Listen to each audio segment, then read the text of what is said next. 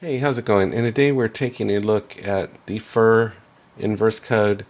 And the truth is, I've deferred looking into it and what it was about. And honestly, when I glanced at it, I wasn't sure what it was about. I thought I would show you what it's for, because I really wasn't clear myself when I would use it. I have a verse device and a button. The button is paired to the verse device. And all this is a message generator, so when the person presses a button, a random message will appear. So this is what we have in the code. I've got an @editable for the button.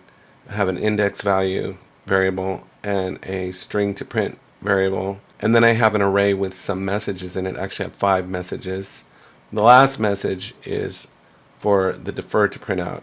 So what we do is when the player presses the button, it calls in here, it takes in an agent, it doesn't return anything, it prints a string, and then we get to defer. So this would be useful where you want to essentially place something out of order, and essentially is what it's doing. So it's skipping this code until all the other code has run, and then it plays. It allows you to run a section of code out of order at the very end.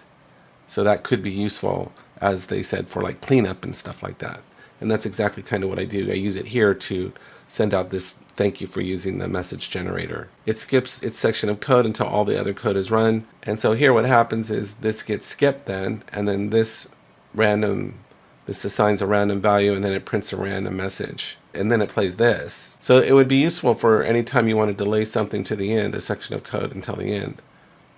So if this is working correctly, what will happen is it's the last section of code to run. All this will play first, all this will execute first, and then this will execute at the very end.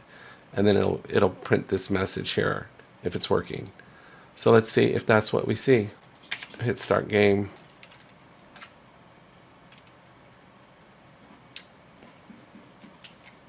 Request received. The purpose of life is to build something that outlives it. Thank you for using the message generator. That's right. That stays on a little bit longer. Request received. Thank you for using the message generator. That's right. So even though defer comes before that other code, it doesn't execute until the end. So that's what you'd use defer for.